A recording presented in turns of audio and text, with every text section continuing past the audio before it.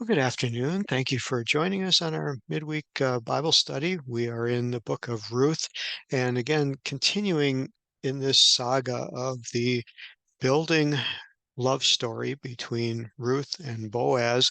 And we're going to see some strange things today. And I know we've seen some in the past, and they just kind of get stranger. And so there's just some fun, beautiful things as we again, try to compare what we see and what we know in our 21st century Western mindset about relationships, about love, marriage, companionship, survival, all of those things are all rolled into Ruth.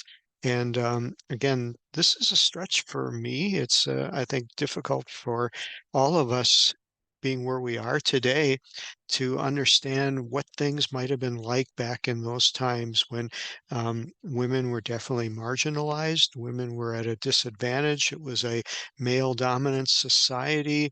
The hardships placed upon women and the limited opportunities that they had for survival were just beyond what we can imagine today. And it doesn't mean that this was God's plan and purpose. It just is a reflection of society. And I think through it all, what I see are bits of God's true purpose coming through where he advocates for the marginalized. He brings hope to the hopeless. He guides those that should be outcasts and castaways and should never make it into any place of prominence or notoriety. God brings them through miraculous circumstances that I believe gives us a true picture of God's heart and is intended to give us hope for no matter where we are, that God can see us and bring us through any circumstances that come our way. So with that very philosophical preference that I didn't even have in my notes, here we go. Okay, so verse 6, this is about Ruth going to the threshing floor, and it says she went down and did all according to her mother, what her mother-in-law instructed her. Well, we have to find out what did her mother-in-law instruct her. So let's go back up to verse 3, which is where, mother-in-law says, here's what you got to do. Wash yourself, anoint yourself, put on your best garment, then go down to the threshing floor and don't make yourself known to the guy until he's finished eating and drinking. That was what she admonished.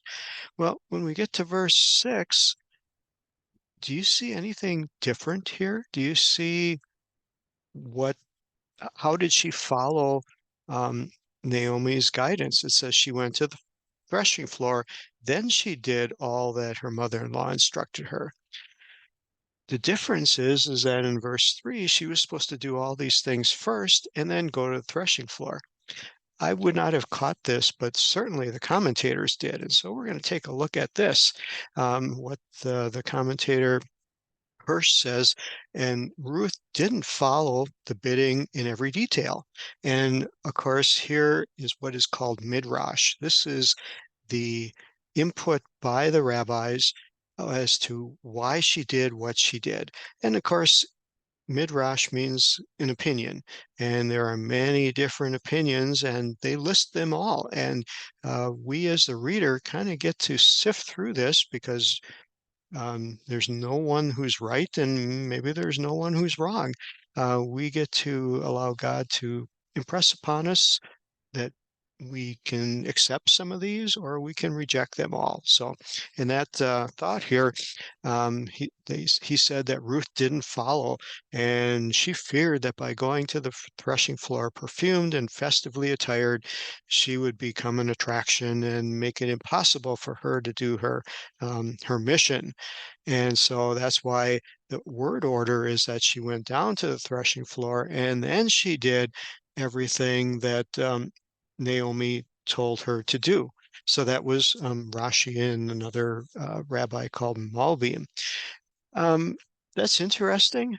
The question that came to my mind is, okay, Where'd she change clothes? Where are you gonna get all prettied up in a, um, smelly little barn, full of who knows what kind of animals and dusty grain and so forth. So how could she take a bath? There's no explanation for all this.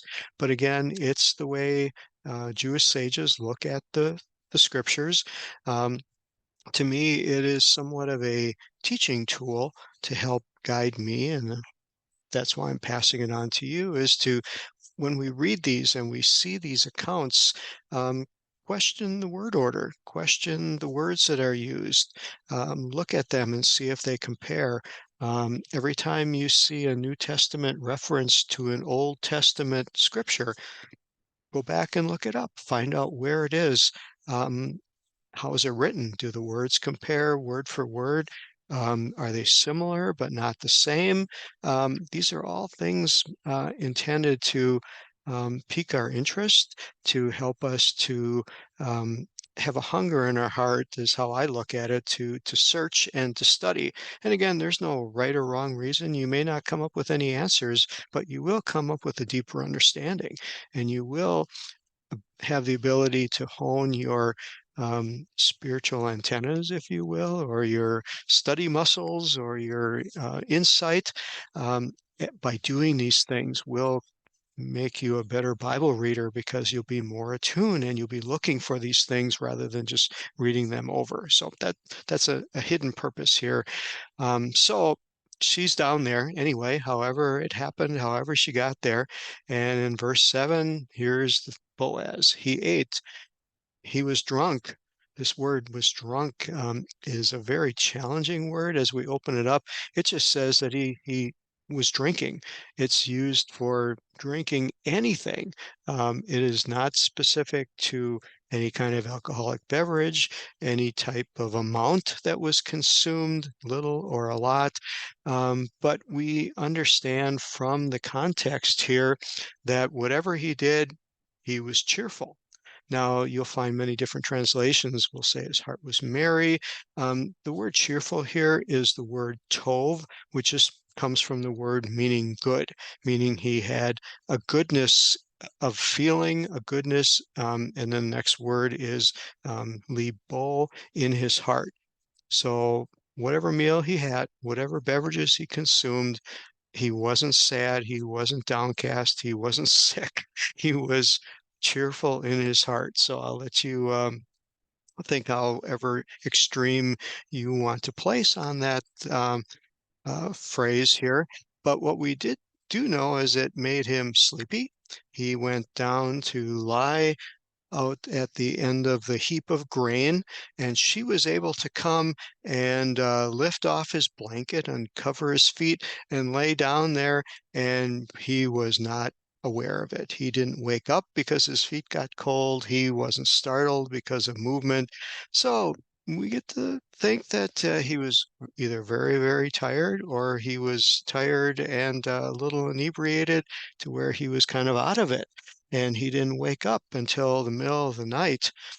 Some of this word here, the word for midnight is translated as, or excuse me, is translated as midnight, but it's really the word Lila, which just means nighttime. And so again, very strange scene. First of all, why was Boaz there? That's where we look and say, okay, um, what do the commentators have to say? Why was he there? What was he doing? Protecting this, it says he was guarding the grain from anybody who was going to come and steal it from him. Well, he had hired servants. Why wouldn't he pay somebody? And if I was so afraid of somebody stealing my whole harvest of grain, I wouldn't be the only guy there. I'd be hiring, people with AK-47s, and I'd have guards around all the corners, and I would be protecting this. So again, just a lot of questions. We can try to rationalize this of what he was doing. Maybe it was part of the custom of the harvest. And again, we know that God's working in this midst. Maybe he just was impressed by God's spirit to go and spend the night in the granary. And maybe the night before he didn't do it, and the night after he didn't do it. But for whatever reason, maybe he drank too much and decided he wasn't going to drive his chariot home and risk getting a ticket for DWI, so he thought he would just sleep it off right on the spot. Uh, Lots of fun things here. What's interesting is how the Jewish sages always try to make the hero or the heroine look like really, really good people. So when we get to verse 7, we see that Rashi has a explanation that's perfect in his mind as to why Boaz's heart was merry. It's because he was studying the Torah. Where he gets that from, there is nothing to explain why Rashi thought that way, other than just trying to put a spin on it that makes this Boaz, who is a hero, he obviously couldn't be getting drunk. He obviously couldn't be doing anything out of the ordinary that was worldly because he was such a righteous man. So he had to just be happy and got so tired because he was studying the Bible all night long. And then moving right along, it says that he didn't wake up until the middle of the night because why? Because he wanted to study the Torah. So his iPad went off telling him, wake up and it's time to study. So again, just very fun to see how the rabbis put a spin on this as to, what he was doing, that he was a righteous man in contrast with a wicked man, and brings in a comparison of Ahasuerus from the book of Esther, which is what happened when he was the king. He got drunk. He, did some uh, strange things, and his queen got banished. And the whole story of Esther is based upon Ahasuerus getting drunk and performing wickedly. So, again, lots of comparison here. So he was startled at midnight and he woke up and turns himself, which is kind of an interesting word here. So how was he lying on his back, on his stomach? He jumped up with a start and he saw a woman lying there at his feet. So again, look at just why is all of this detail put here? Why did we have to know that he woke at midnight or in the middle of the night? Why do we have to know that he turned himself and then he saw a woman lying there? And so let's see what the sages have to say. So he wakes up. Uh, I don't think to study Torah. He just was startled, and it says that his heart was troubled. And they talk about that he could have cursed her. Now, again, where they get this from, you wake up in the middle of the night. Obviously, things happen, and you react in a very um, uh, how do you want to say, your first gut reaction is not always a reaction that you had time to think of. How's that? And that things could come out of your mouth before your brain had time to temper them. And so the sages are saying, well, he was in such control that God put it in his heart to bless her, as we'll see later in another verse. And then again, they talk about, well, he thought maybe she was a demon and that he wanted to scream, but she came and offered up some calming, saying, don't do that, it's okay, it's me. So again, all of this wonderful midrash that's coming out. And then the next thing is what happens when he cries out to her? He saw a woman lying at his feet. um, and he said to her, "Who are you?" And she answered, "I am Ruth." Pretty straightforward. I don't see any problems here. But the rabbis here look at this verse and feel there was a whole nother bit of conversation going on here, where he says, "Who are you?" And she replies, "I'm a woman." And then he asks, "Are you married or unmarried?" And she says, "Unmarried." And then that leads into the next part of the verse of her saying, "Spread your wings over your maidservant, for you are a kindred redeemer." Um, there's just a lot going on here, a lot that's said. Why did this conversation think of what Boaz was going through. He was kind of tipsy, he was sleepy, gets startled up in the middle of the night, sees a form there, tries to find out who it is, finds it's a woman, and tries to identify who it is. There's just so much going on. They didn't have flashlights to turn on. How much could he see? Could he not see?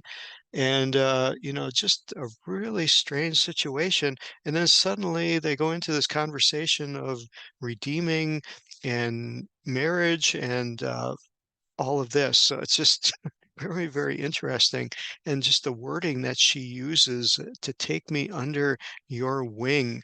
Um, and this was very symbolic of and you'll find this throughout the Bible of God's being symbolized as taking us under His wings. Even the creation of the earth, where it says that the Spirit of God moved upon the waters in Genesis, uses the term fluttering of a mother chick with her wings fluttering and her chicks underneath her, providing comfort and shelter. And so just many beautiful metaphors. And maybe that's why she chose to use this word kanafet of this wing and to take under that she wanted to be taken under his protection. And then, of course, he's starting to wake up now. And so we see verse 10, he says, "Blessed are you of Yahweh or of the Lord, my daughter, for you have shown kindness at the end, more kindness than at the beginning," and commending her that she didn't go after the young men or the rich men or poor because they were good looking, but now you've come to me. And so, as we stop our study here in verse 10, just looking at some of the things that he brings out, that she or that the sages bring out, that Ruth was a woman in her prime, and to marry a young man, or the sacrifice she would make marrying an old man, is a great sacrifice. And again, judging from the times, of course, this is the Midrash saying that a woman usually prefers a poor young man to a rich old man. I guess you can find Hollywood figures who might tell you others, or those in political climes might tell you otherwise. But again, just very interesting to see how they talk about this with the inference that Boaz was old, Ruth was young. Um, I don't think she was that young. She was obviously still childbearing age, but we really don't know the age difference between the two. But the sages really want to make a point out of that there was such a difference in age. So with that, we're going to stop today, as the scene is really getting intense now, as he is going to act, and we're going to find out what Boaz does to now take care of this, and how Naomi plays into this, and how she coaches Ruth later on, and the love story just continues to thicken. So God bless you. Thank you so much for being a part of this. We hope you enjoy it, and we will look forward to seeing you next time. Bye bye.